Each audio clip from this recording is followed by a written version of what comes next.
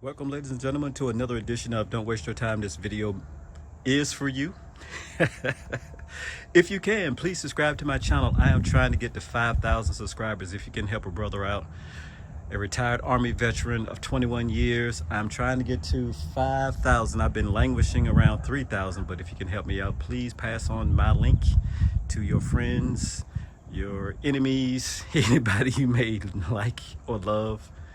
Also, too, you can just hit the little icon at the bottom right hand side and it'll take you directly to my site. Thank you so very much. And here's this week's edition of Please Waste Your Time. This video may not be for you.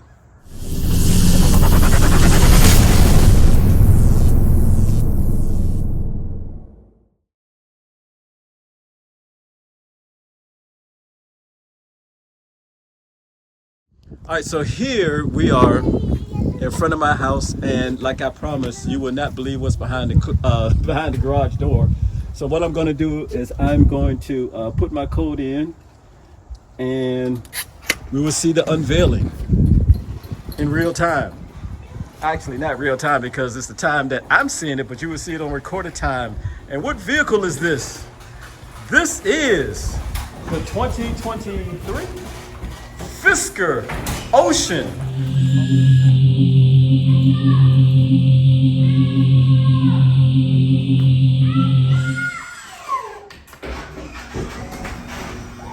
Brian, I haven't even introduced you properly. So let me walk over to, how tall are you? Six what? 6'6". Good gracious. Yes, Brian is the first one to take my friendly request to come here to do this video in my newly refurbished garage.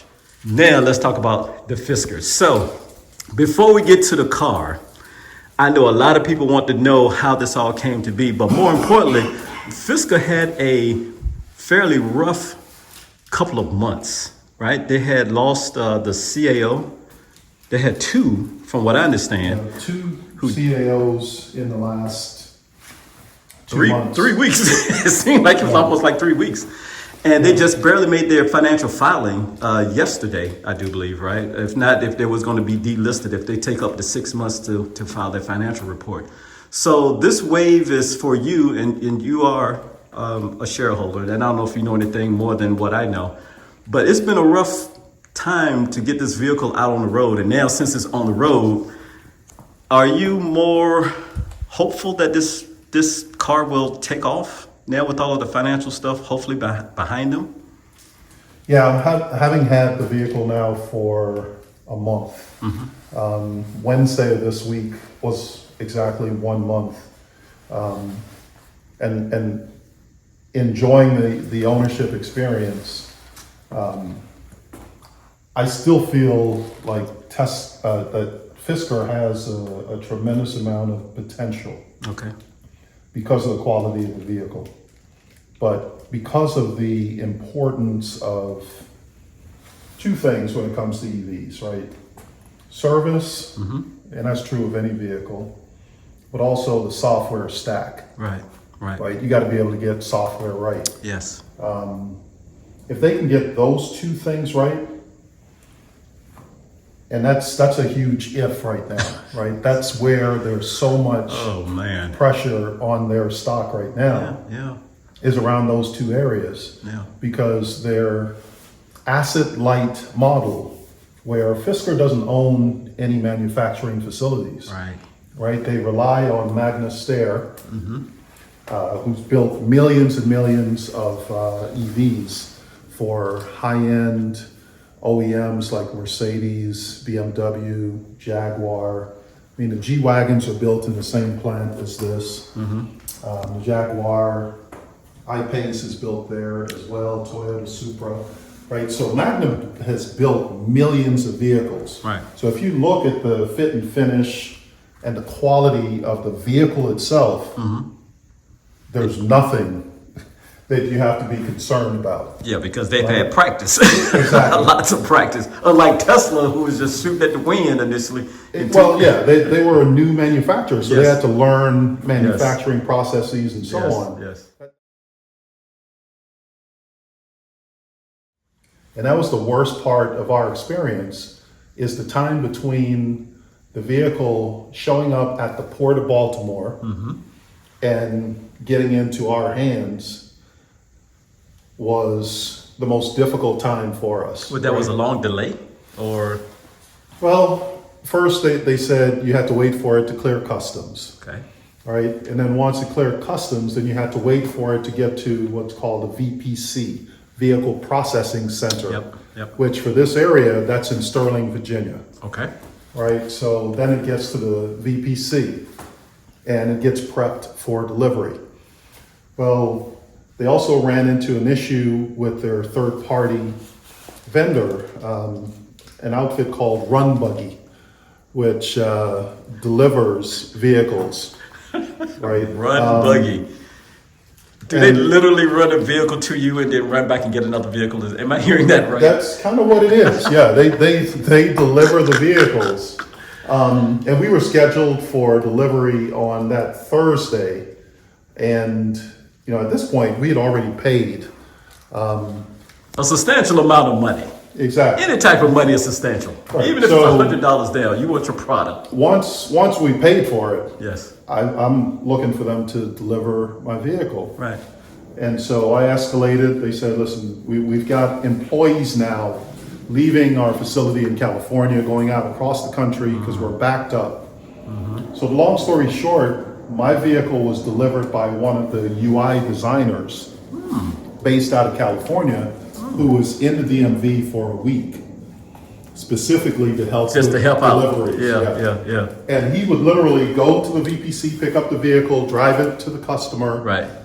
catch a lift back to the VPC, right, and go do it again. So he ended up getting to us that Wednesday night around 6:45. So it was pretty dark. Right. Kevin, who brought it, was one of their UI designers, and he spent. I recorded an hour-long video. My wife recorded a video of him walking us through everything in the UI. Right? Yeah. So he had to have been with us for almost 2 hours, right? Which would have been very different had it been Run Buggy. Yeah. Right? They would have pulled it out off the truck, dropped it off, did a walk around with pictures, and you signed for it and you're done. Off you go. Right? You got no walkthrough. So we got, I think, a little bit better experience with that walkthrough. Wow. So this was almost 3 weeks to the day that Brian posted a photo of this Fisker Ocean, and just so happens that I was on a call with EV Hybrid Nor, right? Shout out to EV Hybrid Nor. If you're into all EVs or hybrids, please go to their site. They have a site on Facebook. They also have an evhybridnor.com. They do a lot of great stuff in the EV-centric world. I'm giving them a big shout out. But I was on that forum talking to just the regular crew that we always meet on Friday nights at 7 p.m. And Brian posts a photo of this vehicle. Let's start with the outside first. Now, what color is this vehicle? Yeah, so this color is what they call Mariana, and it is a metallic blue. Yes, and you can see the metallic finish there. Yes. Right? Yes. They have this exact same color in a matte finish. Oh, wow. That they call Big Sur Blue. Okay. Right? And a lot of people have ordered that. Once I realized what maintenance on a matte finish entails, I knew we were not going down that path. So we got the Mariana, which is the metallic finish. And by the way, Brian is a Tesla owner. That's how we met originally back in 2016. This is the Fisker logo. And if those who don't know what Fisker is, it's Henric Fisker. He also had a vehicle back in the day called the Fisker Karma, thank you. Yeah, so what I want to do is unlock it. Okay. So you see the light up series here. Look at that. All right. Look at that. Lights up with the ocean. Yes. And the logo is the Pacific Ocean, the sun setting, and one of the lines is the designer's pencil and the engineer's ruler is the other one. So that's the makeup of the Fisker logo. Well, the guy who founded it was Henry, so I thought you was going to go towards that. This is like an H. Could be. Yeah, could be. I've not heard that. Yeah. Right? That's how they explained it Well, in terms of the logo. Totally get that. I But totally get that. the first thing I don't like is the fact that this is a bespoke EV. Meaning It's designed from the ground up to be an all-electric vehicle. Okay. Right? But why that's not a good thing? That's supposed to be a good thing, but if you're going to do that from All a design and engineering standpoint, Yes. and you've got this much of a front area, why would you not give a customer the utility of having a front trunk? Yes. Well, there are some EVs that don't have a front, and because you came from the Tesla world, I'm assuming that was your first EV car, right? Yeah. We got spoiled with frunks. Yeah. And every time I do an episode on a brand new vehicle, the first thing I ask is, y'all got front space? And they say no, Brian, but I'm not, look, I don't want to buy the car. I love being in the EV space. It's totally up to the owner, but in the back of my mind, like, oh, that's a no-go. For me. Might be for others, but for me, it's a no-go. So Brian basically is telling me that nobody can get inside of this because there's no And they areas. explained it as a cost savings, right? They don't have to worry about seals up here, right? And the other components that go into having a space like this that's opening and closing. Yeah. So that was explained as a cost-cutting measure because, again, this vehicle actually starts at $38,000. Right, so that's issue one kind for of me. cheap to go out like that. That's kind of I don't like that at all. Okay. The second thing is, and it goes back to my earlier point about it being designed and built from the ground up as all electric. Okay. Why would you do this? I saw that. I kept zooming in on. I'm like, I mean, it's cut into this front quarter panel. Right. It's almost as if they didn't know that they would need to have a place to plug the damn thing in. Why wouldn't you just integrate it into like the back? Right, Or something like Tesla that. has shown you for Yes. over a decade Yes. now, right? Yes. You've got this great area here in the front. Even if you integrated it in here, Right. right, it would have been so much Cleaner. But as it is right now, It looks you've cheap. got it cut in here. Yeah. It's totally manual, right? Oh my God. Are you serious? Yeah, You press so a button and you it pops push out. a button, it doesn't even pop, it's totally manual. Oh my goodness. Right? And you can actually, because it's manual, you can forget. Because a lot of times my charger is back here. Yeah. Right? So I'll unplug, hang up my cable, Right. and now I gotta remember that I've gotta close this thing. Right? So those two, and you're also touching the paint every time you do this. I must admit, you have come from like the Tesla, and then you kind of stepping down, and I feel you because some things in Tesla is just like already done. Like you press, like this is my charger right here. We're not slamming the product. Oh my God, what we are.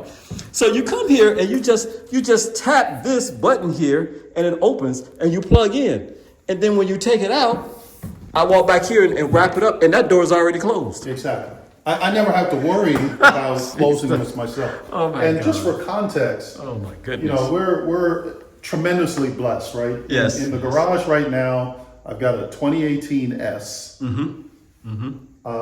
This was supposed to be my wife's daily driver, but she hasn't Come to Jesus with this yet. Right. She hasn't has slammed connected it. with this yet.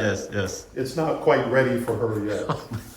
And then our third vehicle is a Rivian R1T. Right? So this is EV number 7 for us Jesus. in 10 years. Really? So what did you have before the Tesla? Our first Tesla was the brown Oh my God. Brown. 2012.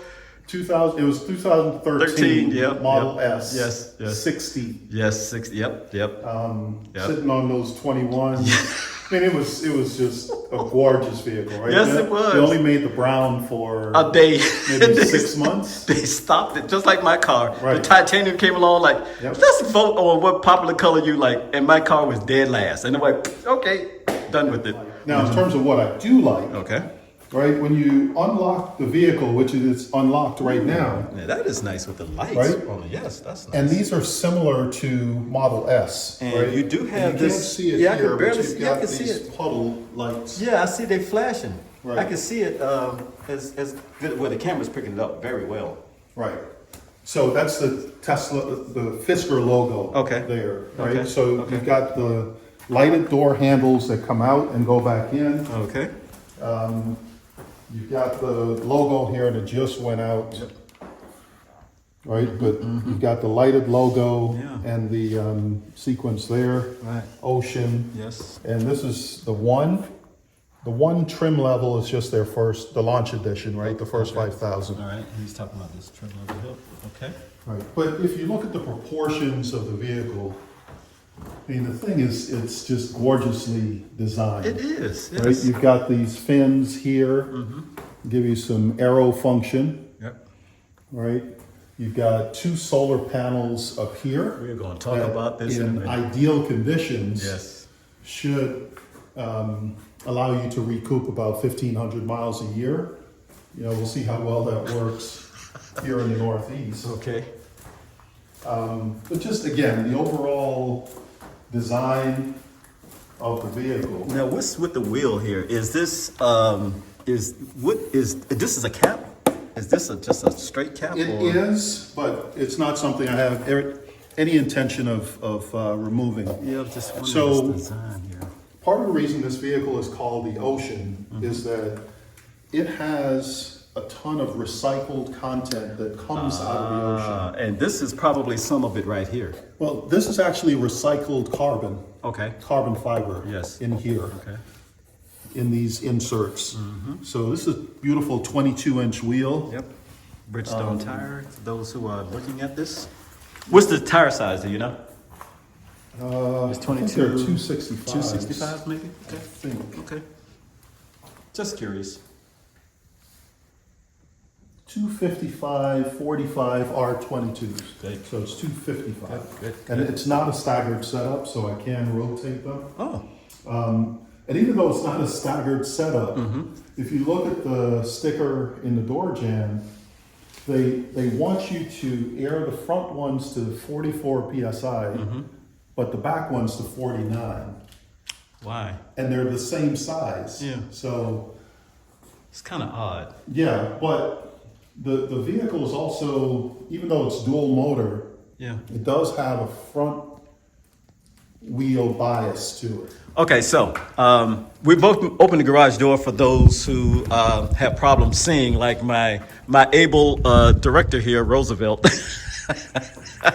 So we can see the bluish metallic paint. This is actually kind of nice. And the car itself is stunning to see. But there are some issues, as Brian has brought up. So what else that you was talking about as far as recycled material? I think a lot of it's inside So of the vehicle, yeah, a right? lot of it is on the interior. I think it's north of 50 kilos, right? So over 100 pounds of recycled materials, which we'll get to when we get to the inside. Okay.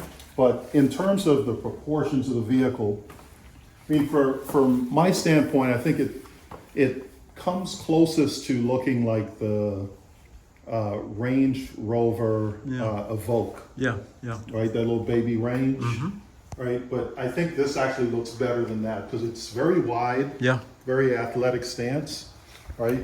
And you see how the fenders are flared out both here as well as in the back, which makes it really aggressive. It is sitting on 22s Yeah.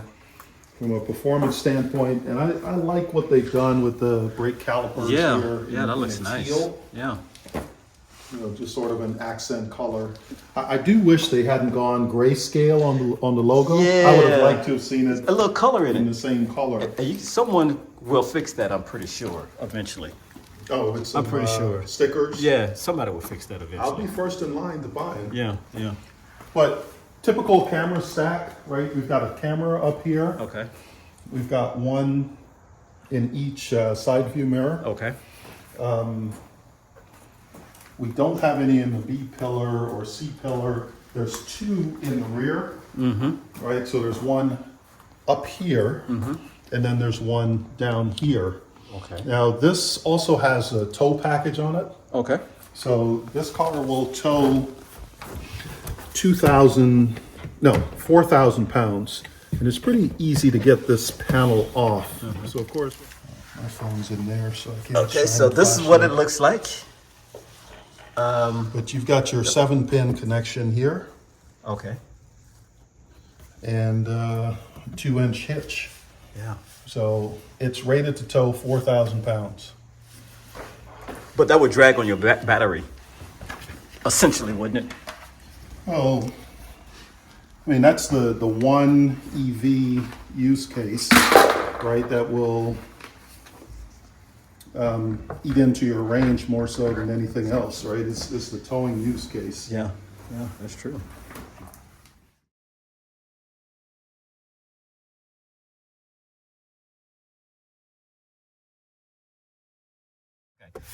You have this nice not protection. You have a nice, I guess, lack of a better term, tray here, just like in the airport, on an airplane. But then here you have this other one, so you can slide stuff in here. Now, I'm gonna tell you, this might be a hindrance for me because as people of color, if you get pulled over and they say, "Let me see your license and registration," you go reaching under the There's vehicle. a reason they wait a few minutes after they pull you over. You know I'm telling you the truth, right? Yes. So while they're waiting back there, that's when you go get it. You don't do it when they come up, right? Yeah, when they come, you better have all your stuff out here, right?